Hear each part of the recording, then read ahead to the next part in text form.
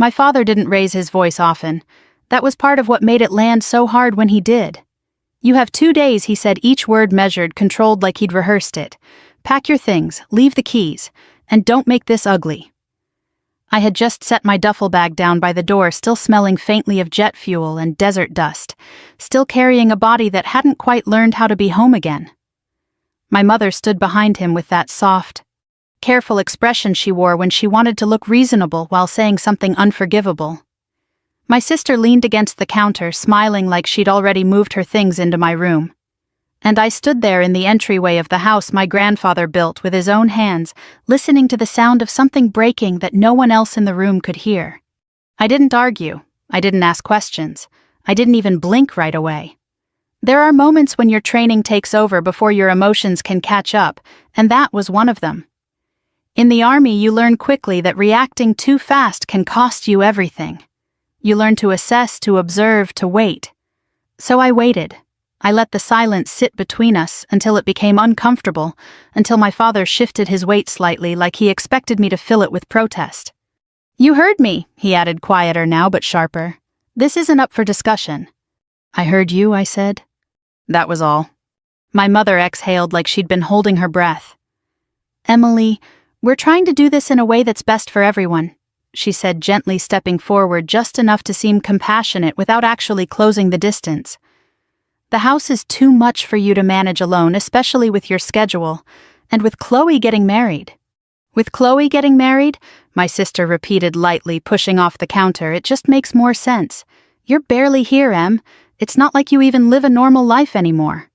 There it was, the part they wanted me to react to, the part they had probably talked about ahead of time, sitting around this same kitchen table deciding how to frame it so it sounded like concern instead of strategy. I looked at Chloe. She was wearing a white sweater that looked brand new, her hair curled just enough to feel intentional. She looked like someone preparing for a future that had already been arranged for her, and maybe in her mind it had been. 2 days, my father said again, as if repeating it would make it more real or more final. I nodded once. "Okay." The word landed in the room in a way none of them expected. My father's brow tightened slightly. My mother blinked, her expression flickering for just a second before she smoothed it back into something softer. Chloe's smile faltered just enough to show confusion beneath the confidence. "You're agreeing?" she asked. I said, "Okay." I stepped past them, moving deeper into the house, the familiar creak of the floorboards grounding me in something steady while everything else shifted. The air smelled faintly like lemon cleaner, and something floral, my mother's touch layered over years of something older, something that belonged to my grandparents. That smell had always meant home. Now it felt like something being overwritten. Behind me, I could hear them exchanging glances without speaking. They had expected resistance. They had expected emotion. They had expected something they could point to later and say, "See, this is why we had to do it this way." What they didn't expect was silence. I walked into the kitchen and set my hand on the edge of the counter where my grandfather used to stand every morning reading the paper with a cup of coffee that always went cold before he finished it. For a second, I could almost see him there, shoulders slightly hunched, eyes sharp despite the years. "You're taking this surprisingly well," my mother said behind me. I didn't turn around right away. I let my fingers trace the worn edge of the wood, feeling the small grooves and imperfections that came from time and use, from living. "I've had worse conversations," I said finally. That was true. My father let out a short breath, something between irritation and relief. "Good," he said. "Then let's keep it that way. Pack what's yours. Leave anything that belongs to the house." "Anything that belongs to the house," I repeated more to myself than to him. "Yes," he said. "Furniture, antiques, anything your grandparents intended to stay here." I almost smiled at that. Not because it was funny, but because of how carefully he chose those words. Intended to stay here. As if intention was something he could define now. "I know what belongs here," I said. There was a pause, a small one but enough. "Good," my mother said quickly. "We just want to avoid any misunderstandings." Misunderstandings. I nodded again, then reached for the cabinet where the coffee mugs were kept. My hand moved automatically, pulling out the same ceramic mug I had used since I was a teenager. It had a thin crack along the handle that had never quite broken all the way through. "Emily," Chloe said, her voice lighter now, almost teasing, You're really just going to leave, no fight, no speech. I glanced at her over my shoulder. Would that make this easier for you? Her smile returned, but it didn't reach her eyes this time. Not easier, just expected. Then I guess I'm not in the mood to meet expectations today. I filled the mug with water and set it in the microwave, the soft hum filling the silence that followed. It gave me a moment to think without them watching my face too closely. Because the truth was, there was something they didn't know. There was something upstairs behind a wall they had always been curious about, but never understood. A safe my grandfather had installed years ago, the kind that didn't draw attention unless you knew exactly where to look. They had always assumed it held something valuable, something worth taking. They were right. Just not in the way they thought. By the time the microwave beeped, I had already made my decision. I would pack, I would label boxes, I would move through the house like someone preparing to leave. And I would let them believe they had already won. Because sometimes the fastest way to lose control is to think you already have it. I took the mug out, wrapped my hands around it, and turned back toward them. "I'll be out by Friday," I said. My father nodded, satisfied. My mother gave me a small, approving smile. Chloe looked almost disappointed. Behind all of them, the hallway stretched toward the stairs that led to the second floor. Toward the study. Toward the safe. And by the time my mother started calling me later that night, her voice tight, asking if I had found somewhere to stay, if I needed help, if we could talk about this like a family. It was already too late. By the time they gave me those 2 days, they believed the story was already written. In their version, I was the difficult one, the distant one, the daughter who chose a life of uniforms and deployments over family dinners and predictable routines. It made things easier for them, that way cleaner. If I had been the one who left first, then what they were doing now wouldn't look like abandonment. It would look like adjustment. But that wasn't how it happened. The truth is, I didn't leave this house. Not really. Not in the ways that matter. Even when I was stationed across the country, even when I was halfway across the world, there was always a part of me anchored here. In the walls, my grandfather painted himself in the porch boards my grandmother used to sweep every morning before the sun fully came up, in the quiet rhythm of a place that had never needed to prove its worth to anyone. My grandfather wasn't a loud man. He didn't give speeches. He didn't repeat himself. When he spoke, it was usually after he had already thought something through, completely the kind of thinking that didn't need to be explained because it had already been decided. Character shows up when it's inconvenient, he told me once years ago when I was still trying to figure out what kind of officer I wanted to be. Not when it's easy, not when people are watching, when it costs you something. At the time I nodded like I understood. I thought I did. I didn't, not fully until much later. It started small. It always does. My grandmother forgetting where she left her keys, leaving the stove on, asking the same question twice in the span of 5 minutes and then laughing it off like it didn't matter. My parents called it normal aging. They said everyone goes through a phase like that. But it didn't stay small. I was in my 2nd year of active duty when the calls started coming more often. Not from my parents, from neighbors, from the pharmacy down the street, from the home nurse who had been hired quietly without much discussion. She missed her medication again, the nurse told me one afternoon while I was sitting in a briefing room, trying to keep my attention on a screen full of logistics data. And your grandfather, he's doing his best, but he can't keep up with everything. I remember stepping out into the hallway, pressing the phone tighter against my ear, feeling the distance between where I was and where I needed to be like a physical weight. "I'll handle it," I said. And I did. At first, it was weekend trips. Red-eye flights, rental cars, quick drives from the airport straight to the house. I would land, go straight to the pharmacy, restock what was missing, organize pills into labeled boxes, write instructions in large, clear letters, and tape them to the cabinet doors. Then it became more frequent.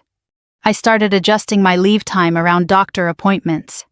I learned the names of medications I had never heard of before, learned how to read lab reports, how to ask the right questions without sounding like I was panicking. My grandfather never asked me to do it. He never had to. "You don't have to come," every time he told me once, standing in the kitchen while I rinsed dishes that had been sitting too long in the sink. "You've got your own life." "I know," I said. He watched me for a moment, then nodded like he understood something I hadn't said out loud. "Still," he added quietly, "you're the only one who does." That was the part no one else ever saw. My parents had reasons. They always had reasons. There was a business trip, a client dinner, a fundraiser that couldn't be missed. My mother spoke about those things the way some people talk about emergencies, urgent, unavoidable, more important than anything happening quietly in a house by the water. My father was worse in a different way. He didn't pretend not to see it, he just chose not to engage with it. "We can't drop everything every time something small happens," he said once when I called to tell him my grandmother had wandered outside and gotten lost for nearly an hour before a neighbor brought her back. "You're overreacting." "Getting lost isn't small," I said. "It is if she came back," he replied. "We'll deal with it when it becomes serious." I didn't answer right away because I didn't know how to explain something he had already decided not to understand. It was already serious. Chloe, on the other hand, treated the entire situation like an inconvenience that disrupted her plans. She came by once, maybe twice during those early months. She brought flowers, took pictures in the garden, posted one online with a caption about cherishing time with family, and left before dinner because she had reservations in the city. I remember standing at the sink that day, watching her through the window as she laughed on her phone, her voice bright and effortless. "This place just feels old," she said, not even lowering her voice. "I don't know how they stand it." My grandmother was asleep in the next room. My grandfather heard every word. He didn't say anything then. He rarely did in moments like that. But I saw the way his jaw tightened, the way his shoulders squared just slightly, like he was bracing himself against something he couldn't stop. That look stayed with me. It came back more often as time went on, as the days blurred together into routines that felt less like visits and more like maintenance, as I became the one who knew which bills needed to be paid, which pipes needed fixing, which neighbors could be trusted to check in when I wasn't there. I wasn't living in the house, but I was the one holding it together. When my grandmother passed, the house went quiet in a way that felt permanent, not empty, just different. Like something essential had shifted and couldn't be put back the way it was. My grandfather changed after that. He became quieter, yes, but also sharper, more focused, like grief had stripped away whatever patience he had left for pretending things were better than they were. 2 weeks after the funeral, I was helping him into bed when he reached out and caught my wrist, his grip firmer than I expected. "They think I don't see it," he said. I knew immediately who he meant. "I don't think they're trying to hide it," I replied carefully. He let out a breath that sounded almost like a laugh, but without any humor in it.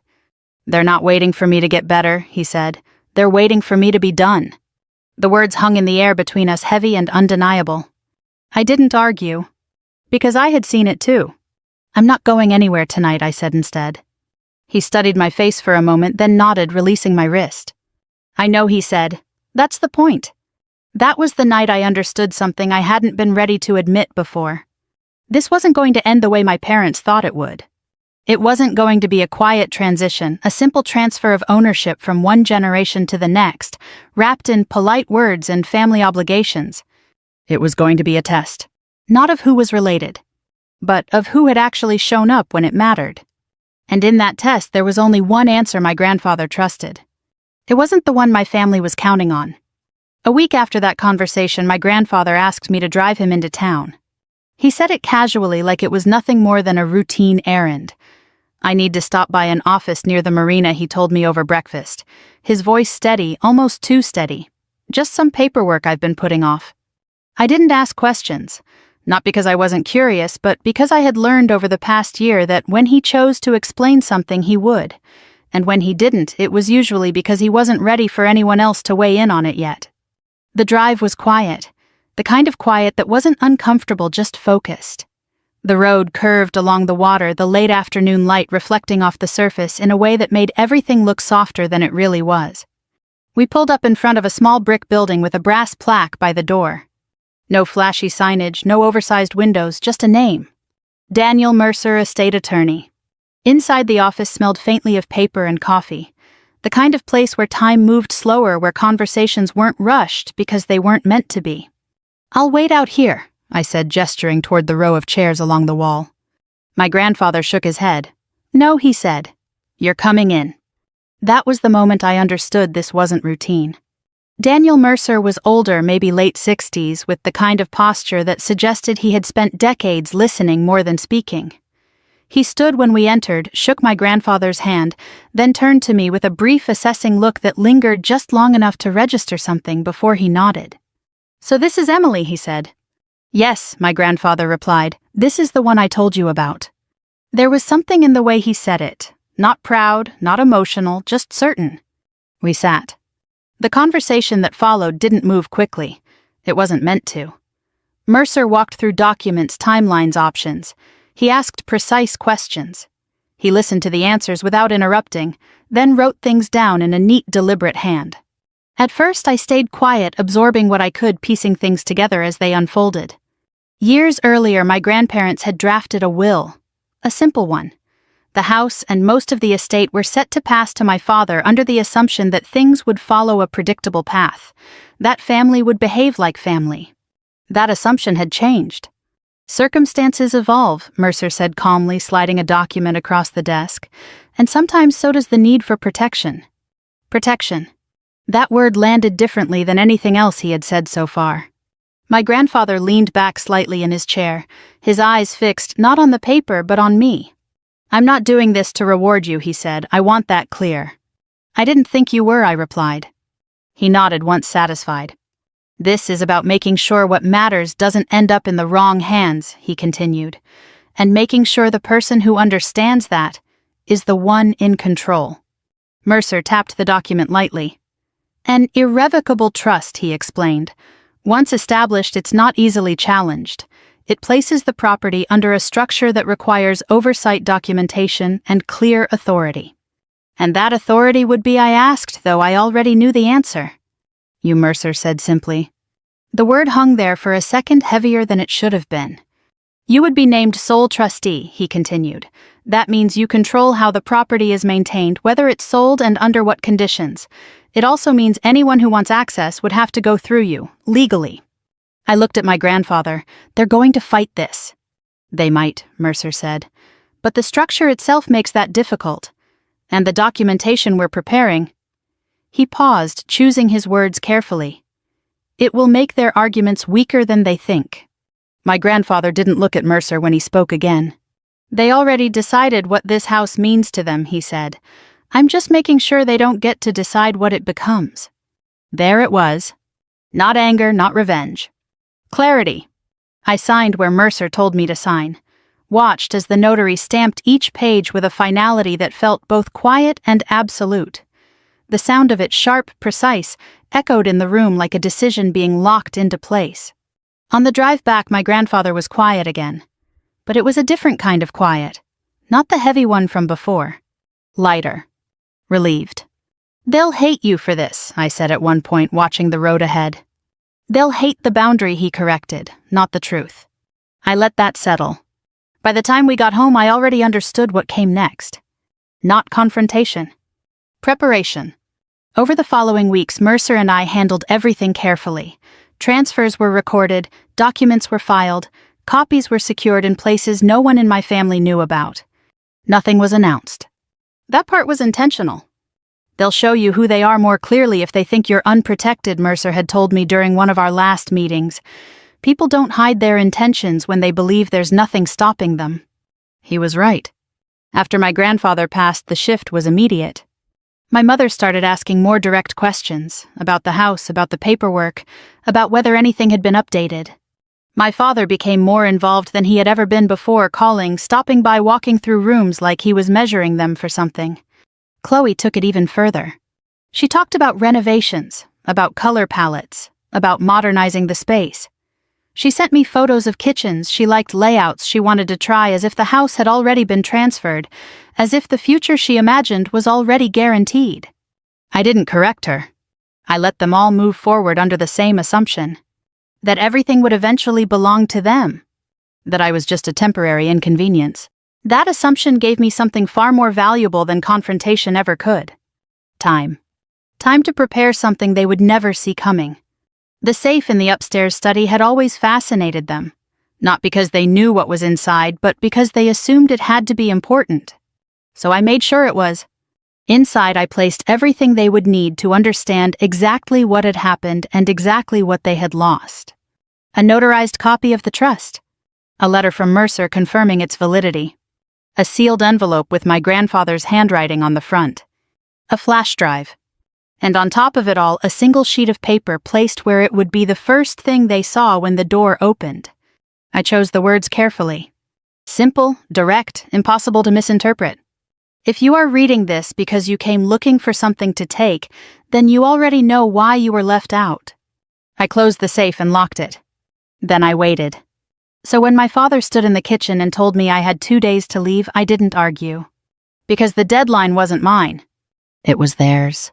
Friday came colder than the rest of the week, the kind of gray afternoon that made the water beyond the trees look flat and metallic. The house felt different that day. Not tense exactly, more like it was waiting. Every room held the same quiet, the same stillness that settles in before something irreversible happens. I had packed enough to make it believable. Boxes labeled in black marker books, winter clothes kitchen, a suitcase near the door, a few empty spaces on the shelves where things used to sit. Anyone walking through would see exactly what they expected to see a woman preparing to leave. What they wouldn't see was everything that hadn't moved. What they wouldn't see was the fact that I had already decided I wasn't going anywhere. They arrived just before 5. My father came in first, keys in hand posture, straight, controlled, the way he carried himself when he believed he was about to resolve something efficiently. My mother followed, a step behind, her expression already arranged into something that could pass for concern if you didn't look too closely. Chloe came last, her heels clicking lightly against the floor, her eyes moving quickly across the room as if she was already imagining it differently. "Is that all?" she asked, glancing at the boxes. There was a faint edge of disappointment in her voice, like she expected more. "It's enough," I said.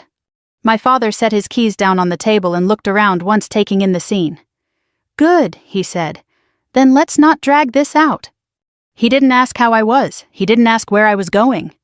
He went straight to the point. "The safe," he said. "We should go through it before you leave. Make sure everything is accounted for." There it was.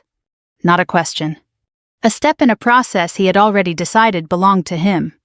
"It's in the study," I said. "Same place it's always been." He nodded, once already moving. I followed at a distance, not close enough to look involved, not far enough to miss anything. My mother hesitated for half a second, then went after him. Chloe fell in behind her, her curiosity no longer hidden. The study hadn't changed. The same desk, the same shelves, the same faint scent of old paper and cedar.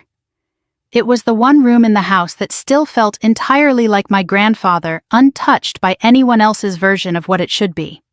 My father went straight to the desk, opened the top drawer, and took out the small key that had always been kept there. He held it up for a second, turning it slightly between his fingers, as if confirming something to himself. "Convenient," he said. I didn't respond. He moved to the wall, pressed his hand against the panel I knew he had always suspected concealed something, and slid it open. The safe sat behind it, solid and unremarkable, its surface dull from years of being left alone. For a brief moment no one spoke. Then he inserted the key. The click was quiet, almost insignificant. But it was the sound everything else had been waiting for. He pulled the door open. At first nothing happened. He stared inside, his posture unchanged, his expression unreadable from where I stood.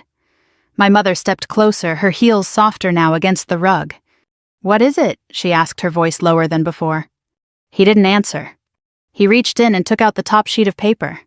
I watched his eyes move across the line. I watched the moment it registered. It wasn't dramatic. There was no sudden movement, no sharp intake of breath. Just a subtle shift, the kind you only notice if you're looking for it. The tightening of his jaw, the stillness that followed. My mother took a step closer. "What does it say?" she pressed. He handed it to her without speaking. She read faster at first, then slower, then again like she was expecting the words to rearrange themselves into something more acceptable. Behind her, Chloe leaned in impatience, replacing curiosity. "Can I see that?" she asked, reaching past her mother to grab the document. "What is this?" she demanded, her voice sharper now. "What does irrevocable even—" She stopped mid-sentence. For the first time since they arrived, the room went completely silent. Not the kind of silence that comes from people choosing not to speak. The kind that happens when no one knows what to say. My father reached back into the safe and pulled out the envelope with my grandfather's handwriting. He opened it more roughly than he intended to the paper tearing slightly along the edge. He read it without moving his eyes, scanning quickly, then slowing. My mother's hand trembled slightly where it held the documents. This can't be right, she said. He wouldn't do this without telling us. He did tell you, I said quietly. They all turned at once. Not because I raised my voice. Because I hadn't needed to. Chloe shook her head, already retreating into denial. No, this is manipulation. You were here. You were the one handling everything. You could have... Finish that thought, I said. She didn't. My father hadn't looked at me yet. He was still reading, still searching, as if there might be a sentence buried somewhere in the pages that would undo everything he had just learned. There wasn't. My mother found the flash drive next. What is this? She asked, her voice thinner now. Play it, I said. She hesitated. For a second I thought she might refuse. Then she crossed the room, inserted it into the laptop on the desk, and clicked the file. The audio started with a soft crackle. Then my grandfather's voice filled the room. Older, weaker than it had been years before, but clear, steady, certain. I am making this recording because I want there to be no confusion about my decisions, he said. I am of sound mind. I understand exactly what I am doing. My mother closed her eyes. Chloe took a step back. My father finally looked at me. Not with anger. Not yet. With something closer to disbelief. He said you would try to argue, I added, keeping my voice level, that you would say he didn't understand what he signed. The recording continued. I am not confused, my grandfather's voice said. I am not being pressured. Nó đặt bát cháo xuống bàn rồi kéo lại chăn cho tôi. Hôm nay trời lạnh hơn đấy mẹ, tôi nhìn nó rất lâu. Trong một khoảnh khắc tôi muốn hỏi thẳng tất cả. Muốn hỏi rằng, có phải con đang muốn đưa mẹ vào viện dưỡng lão không? Có phải con đang xem mẹ là vật cản trên con đường thăng tiến của mình không? Nhưng rồi tôi lại thôi, bởi tôi biết, có những câu hỏi, khi đã hỏi ra, thì mọi thứ sẽ không thể quay lại như trước nữa. Những ngày sau đó, tôi bắt đầu quan sát nhiều hơn. Không phải vì muốn soi xét con dâu, mà bởi lòng tôi không còn đủ vô tư như trước. Càng nhìn, tôi càng nhận ra nhiều điều mình từng bỏ qua. Hương vẫn chăm sóc tôi, nhưng sự kiên nhẫn không còn như trước. Những tiếng thở dài xuất hiện ngày càng nhiều. Những câu Isn't over, she said. We can challenge this. We can... You can try, I said. My father closed the safe door with more force than necessary. The sound echoed slightly in the small room. For the first time he looked smaller. Not physically, but in the way people do when the outcome they assumed was inevitable slips out of reach. They left 10 minutes later. No speeches, no arguments. My mother forgot her purse and had to come back for it. My father didn't look at me as he walked out. Chloe did. If anger had a temperature, the room would have cracked. The door closed behind them. The house went quiet again. And then my phone started ringing. The first call came less than a minute after their car pulled out of the driveway. I watched the screen light up on the kitchen counter, my mother's name filling the space where her voice had been just moments earlier. I didn't move. I let it ring. Let it go quiet. Let it start again. By the fourth call, I picked up not to answer, just to listen. Her voice came through immediately breathless, stripped of the careful tone she had worn all week. Emily, don't do this, she said, words tumbling over each other. Please, just wait. Don't file anything else. Don't talk to anyone. We need to handle this as a family. I said nothing. There was a pause on the other end, the kind that comes when someone realizes they don't control the conversation anymore. Emily, she pressed softer now. Are you there? I ended the call. The phone rang again within seconds. Then again. Then again. 30 minutes. That's how long it went on.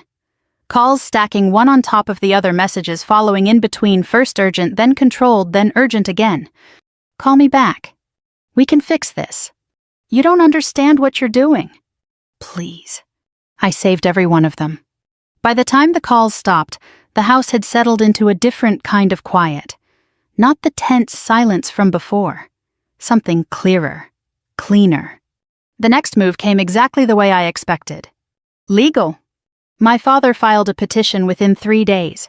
It was structured the way Mercer had predicted: clean language, reasonable tone, built around one central claim that my grandfather had not been in a sound state of mind when he signed the documents, and that I had exerted undue influence while acting as his primary caretaker. On paper, it looked controlled, measured, concerned. In reality, it was desperation with better formatting. Mercer called me the morning after the filing. "They've made their move," he said without preamble. I figured. "Good, then you also know what comes next." I do. A hearing was scheduled within weeks. The time between moved differently than the days before the safe. Slower in some ways, sharper in others. Every interaction mattered. Every word carried weight. I didn't respond to my parents directly. I let everything go through Mercer. He built the case the same way he always did, methodically, without emotion, anchored in facts that didn't shift, no matter how they were framed. We compiled everything. Medical records confirming my grandfather's cognitive clarity at the time the trust was signed. Statements from the home nurse documenting who had been present during his care. Financial records showing who had paid for what and when. And then there were the messages. My mother's calls, my father's emails, Chloe's texts. One in particular stood out. It had been sent late at night, likely in frustration, and then unsent seconds later, but not before I had seen it. If she doesn't cooperate, Chloe had written, "Tell Dad to push the dead angle. She'll fold if she thinks everyone will find out." The dead angle. That was the first time I understood what had been driving all of this.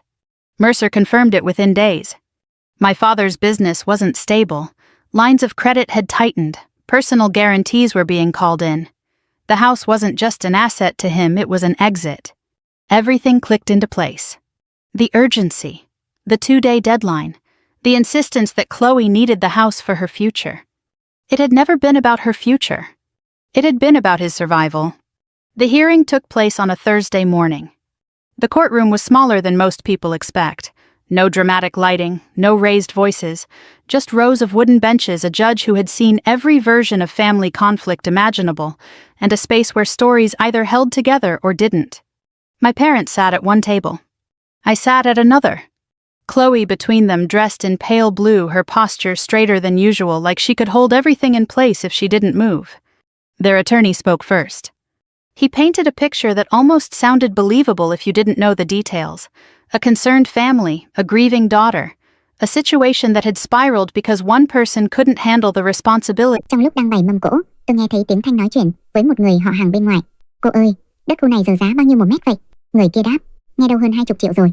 Thanh tròn mắt, "Thế mảnh đất nhà mẹ chắc phải mấy tỷ." Người họ hàng cười, "Nhiều hơn cháu tưởng đấy. Lúc ấy tôi chỉ tình cờ nghe thấy nên cũng không để tâm. Nhưng rồi chuyện tương tự lặp lại rất nhiều lần. Hễ gặp ai biết về đất đai là Thanh lại hỏi.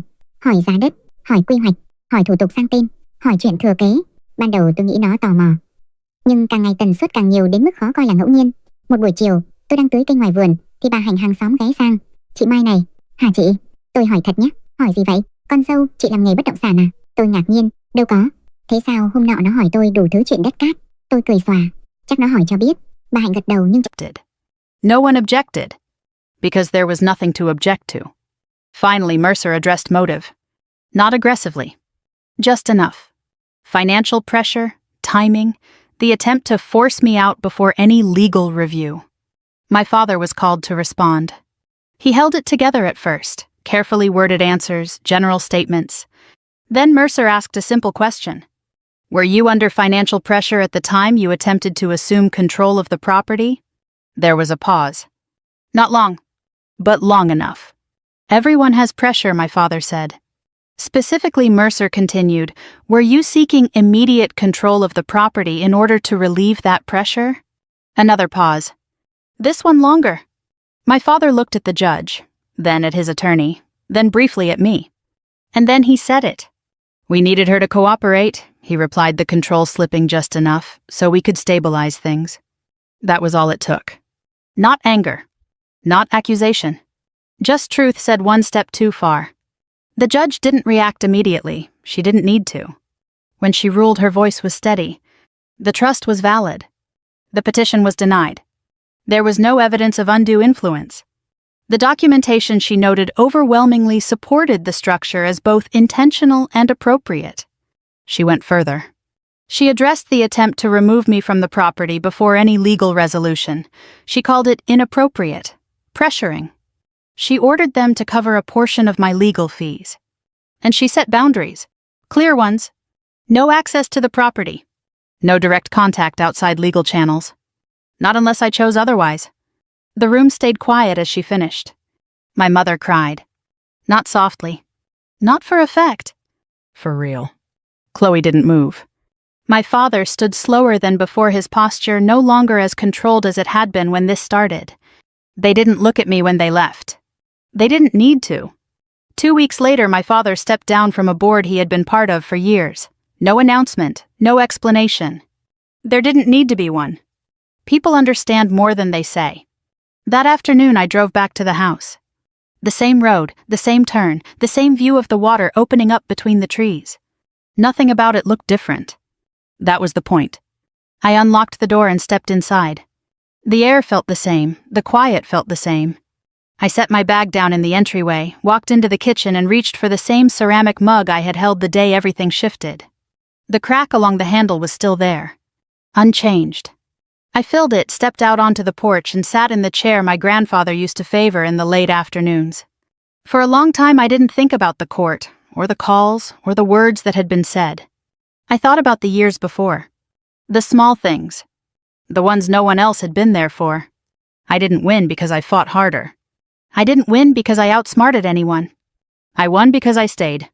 Because when it mattered, when it was inconvenient, unrecognized, and difficult, I didn't leave. And in the end, that was the only thing that held. If you've ever had someone try to rewrite your role in a story you lived through, I want you to remember this: truth doesn't need to be